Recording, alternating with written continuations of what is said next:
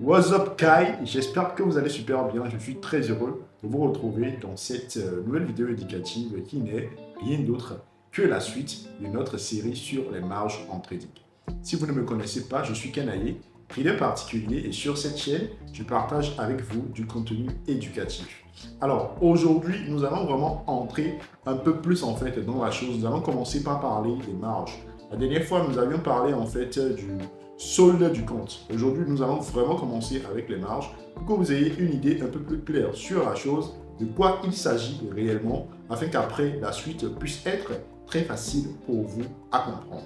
Pour donc très bien vous parler de la chose, je vais subdiviser cette vidéo en trois parties. Je vais d'abord commencer par vous donner une petite définition de la marge. C'est quoi une marge en trading? Ensuite, je vous dirai en fait ce qu'est l'exigence de marge. Beaucoup d'entre vous ne savent pas, généralement en fait, ce qu'est l'exigence de marge. Moi-même, à mes débuts, je ne savais rien de tout cela et donc je vais parler de ça pour que vous ayez une idée claire là-dessus. Et nous allons terminer avec les marges requises. Et ce sera donc les trois points que nous allons aborder dans cette vidéo. Et par la suite, nous allons continuer dans d'autres vidéos avec plein d'autres notions importantes sur les marges. Alors, si vous êtes prêts, nous allons démarrer.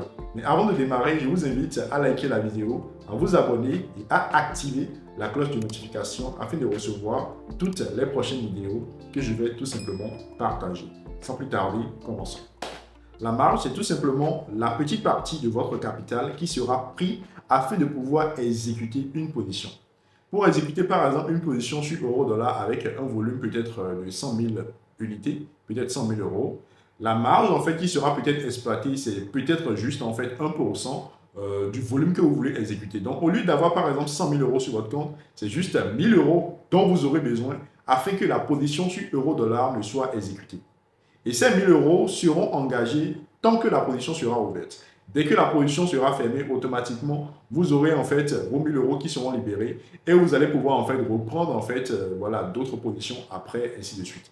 Donc, ce que vous devez simplement retenir, c'est que la marge est juste cette petite partie, une portion très petite en fait de votre capital qui sera mis de côté par le broker afin de pouvoir exécuter votre transaction. Et si vous n'avez pas en fait cette petite partie nécessaire pour exécuter votre transaction, la transaction ne sera tout simplement pas exécutée. On vous dira tout simplement fonds insuffisants et voilà, vous ne pourrez tout simplement pas prendre la position. J'espère que vous avez compris.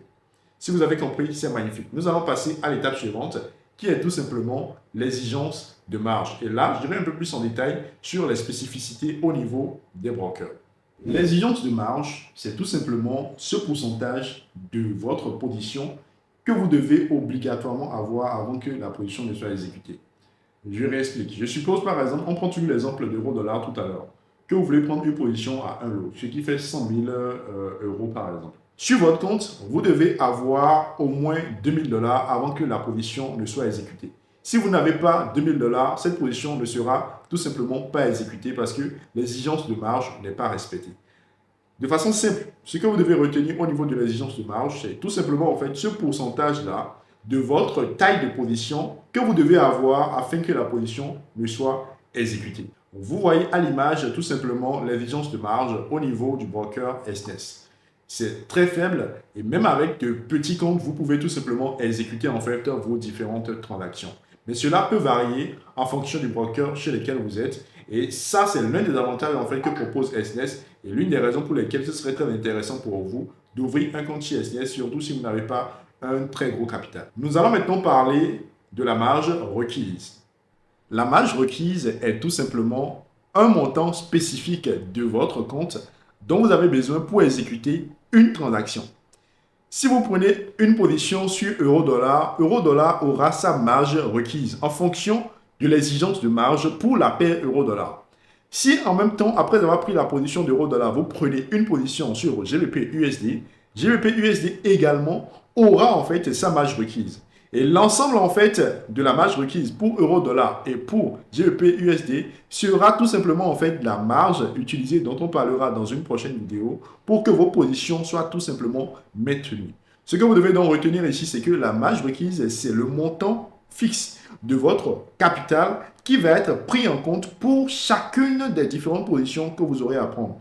Pour chaque position, il y aura une marge requise qui serait peut-être différente. Si vous êtes chez SNES, la marge requise pour la plupart en fait des actifs, par exemple sur le forex que vous allez trader, sera pratiquement la même. Cela va peut-être varier un tout petit peu en fonction peut-être du volume que vous allez prendre, mais le pourcentage au niveau de l'exigence de marge reste quand même la même et donc il n'y aura pas une trop grosse variation. Et donc si vous n'avez pas en fait la marge requise minimum pour une position, pour qu'une position soit exécutée, tout simplement cette position ne va pas être exécutée.